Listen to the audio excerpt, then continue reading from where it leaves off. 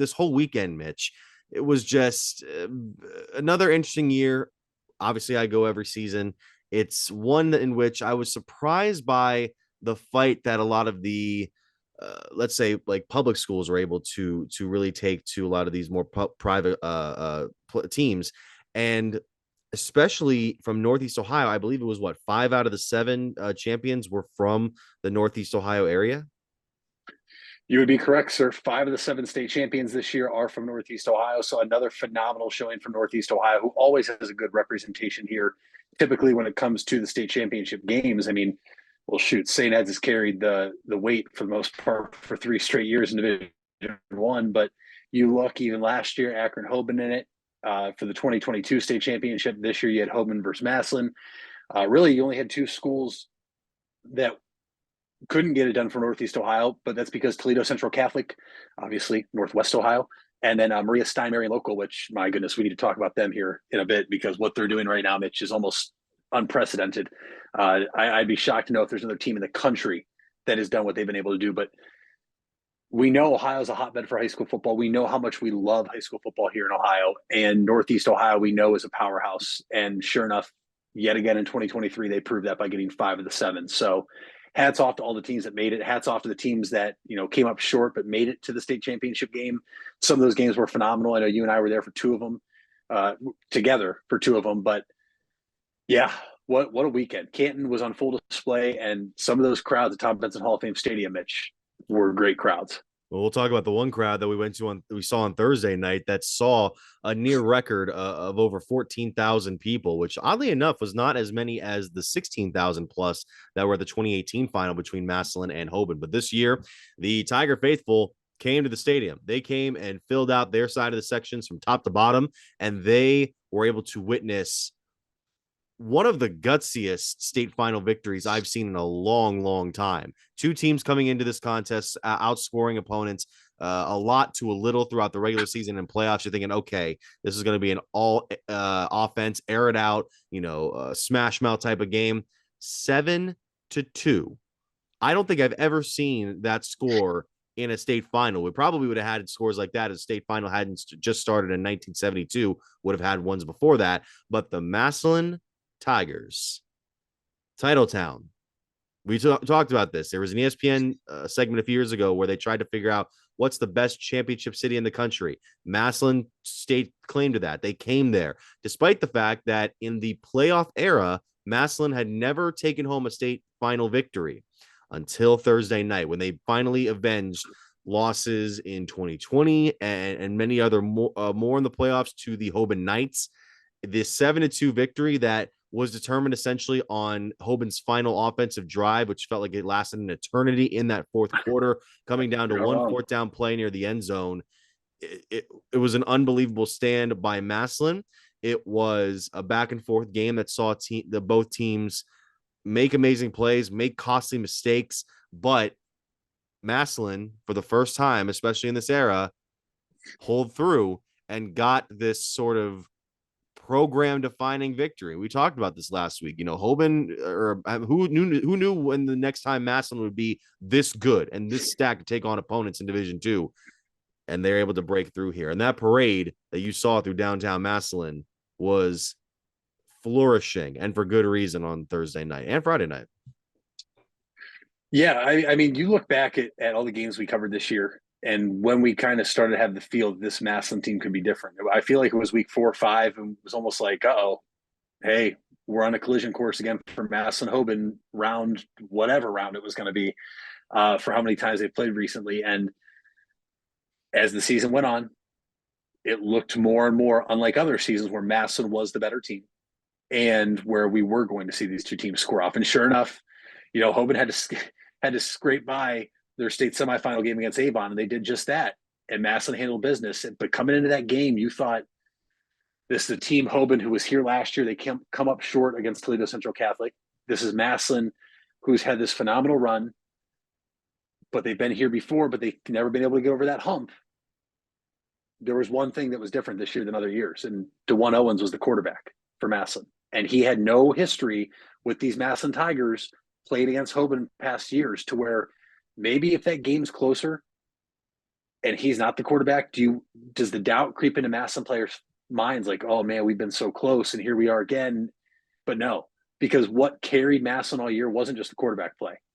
It was the defense. And that defense, first off, the defense on both sides was incredible. I would have to imagine those are two of the best high school defenses you will see in all of Ohio, and at least this east side of the Mississippi. Like those defenses, Mitch, those are Division I college recruits. There was plenty of scouts there watching the talent, both offensive line and defensive line.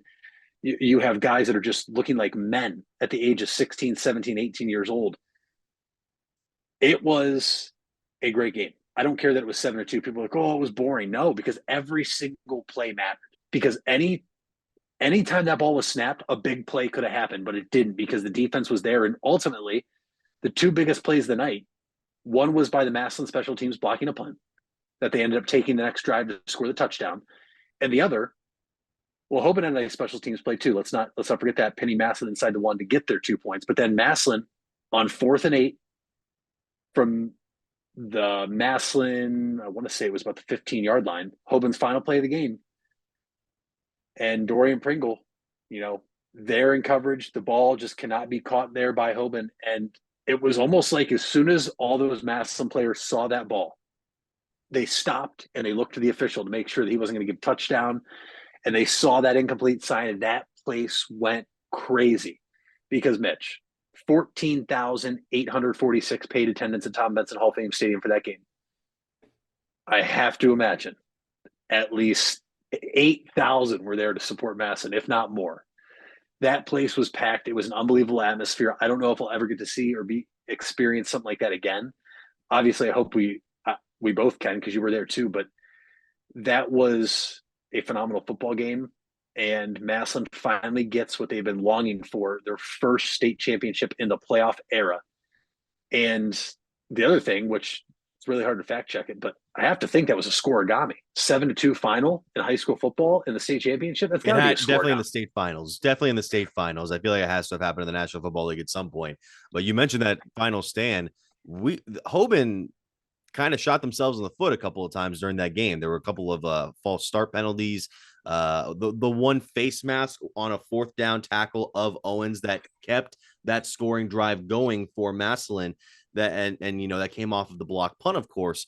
But they get down to 3rd and 1 at the around right I think inside the 10-yard line, and then Tylen Boykin had an errant snap on him, and he had to essentially fall on it, which made it 4th down and a considerable amount to go. It was 4th and 8. It was 4th and 8 with about 2 minutes left, and he tried to get it over to Holloway, and the ball looked like it was in his hands for a second, and Pringle was like covering him. But then the ball, as he rolled over, the ball kind of popped out, and I wonder if there might be some contact being made. But no, the referee called it, and Massillon, it was like a big wave of relief that even I could hear from upstairs. I mean, it was unbelievable. I mean, you just think about some of the crucial moments in that game. How about going before that final drive? Coach Moore deciding, hey, let's keep the football here, and opting for a fake punt that is stopped by the Knights defense. If that play comes back to bite this Massillon team, that would have left a black stain on Moore's reputation. But the fact that he was able to keep that defense in check, keep them going to make one last defensive stand in what was already a very tough game for them is nothing short of impressive. And it's kind of amazing how this team was able to break through for the style of victory that they had gone through in this game, because the team had been such a great offense all season that when they get into the situation where they're not scoring as much, when the offense just isn't going, both quarterbacks passing wise didn't play great. Owens was 3 of 11 passing for 17 yards. Boykin was 3 of 9 for 19, had an interception. That can throw off your game. But the fact that both teams were able to find ways in the rushing game to advance the football, they did a good job there. And of course, just one team had to win that game, and it was Massillon. So it's a congratulations to them, and congratulations to a number of other teams that we talked about here. You mentioned Marion Local winning the Division 7 final 14th state title since 2000. And I don't know if you weren't at that game, Mitch. You would have known that that was their 14th state title after the end of that game, because there was no celebration. There was no like hyping up the crowd. They're like, yep, get in line, shake hands. We got another one. We're just here to do business. Can't wait for next year. See you again next year. That was that's a system that they have brewing over there at Maria Stein. So congratulations once again to them. I mean, yeah, it's another day in the office. That's all. I mean, that's what it is for them. It's another day at work. They just come exactly. in, they do it. I mean, you always say act like you've been there before. Well, for Maria Stein, they've been there before. In fact, they've been there the most at anybody in the state of Ohio during the playoff era. They have the most state championships at anybody in the state of Ohio. It's unreal. And at this point, you're going to say see again next year, because it's more awkward and weird if they're not there with the current run they're on. It's incredible. And I know a lot of teams won't do it, Mitch. You ever hardly see D2 and D1 teams play that aren't in the same league, like the Federal League, where it has, Lake, Green, Hoover, Perry D2, Jackson, Glen Oak, and McKinley D1. But like, you hardly ever see D2 play D1. I would love to see how Maria Stein would match up with a bigger school. On the same side, there's probably D1s that are afraid to play them just in case they lose. They don't want to say they lost to a D7. But at the same time, at certain points, divisions don't matter. It's all based off the number of enrollment of the boys in that school. Okay. I want to make that very clear, because realistically, Mitch, the biggest talk after this weekend was a lot of people upset with certain schools winning state championships, saying, "Oh, they need to be playing up a division. That's not how this works, people. The way divisions work in sports in high school are based off the enrollment numbers of the boys or girls, if we're talking girls sports, of that school. Just because you've won 14 state championships does not mean you need to move up to Division One. What needs to happen for that to happen is you need to get more enrollment of boys. And the big one was Cleveland Glenville. There's a lot of people upset that Cleveland Glenville is Division Four. And I even saw a tweet saying, if Cleveland Glenville's Division Four, then I got my degree from Harvard. Why are we downplaying these accomplishments by people? The kids can't control that. The coaches can't control that. What controls that is the people in that system that go to those schools. It's an uncontrollable factor, and I just don't like the fact that people try to diminish these schools that are winning state championships at lower divisions, saying they should be higher divisions, because that's not how it works. Well, in Toledo case of, Central Catholic had to go down a division this year. They yes. beat Hoban last year in Division Two, and then won Division Three this year because of their enrollment numbers were down. Yeah, we were going to get into Toledo Central Catholic winning over Bishop Watterson, but I want to go back to that one you mentioned about Glenville. The reason for them is that attendance is down at the public school. I mean, with all this talk about how the Tar Blooders are the first Cleveland public school to win a state title last year. They repeated again this year against Kettering Archbishop Alter handily in the Division Four final. A lot of those players do come from the Ginn Academy charter school, which allows the team to remain competitive. If it was going from the public school, it may not be quite as a fruitful of a team. But yeah, that's the way that it's set up. And I know it can be frustrating for some schools to be like, well, they shouldn't be competing down like here. Keep in mind too, Maria Stein Marion Local was competing in Division 5 just a few years ago. They bounced Yeah. around over the years. It's just, and again, it's based on attendance. When you have 100 kids, but like 95 of them play on the football team, that's where, you're going to get depth. You're going to get more of a level of talent coming out to play. And yeah, that's the way it's going to be. You look at a school like Perry winning Division 5 on the lower side, 21-14 over Liberty Center. And then the one that Kirtland, by the way, winning over Versailles. Kirtland is a team that's been there a number of times since the turn of the 21st century. And we were at this game too. Division 1, Springfield and St. Ed's. The St. Ed squad doing it again for the third year in a row. They beat the Springfield team in the final. And the Tigers had a fight in them. They did have a fight for a while. It looked like they were going to give St. Edwards a run for their money. But once they got going in the second half, specifically in the fourth quarter, that Ed's team was able to put together some drives that put the game out of reach for Springfield. And I think that was one of the few games where I was like, you hate to see a team lose like that again, even at the expense of a team that's just trying to continue its success in St. Ed's, and St. Ed's is doing it again. That game, though, Mitch, it really changed at halftime.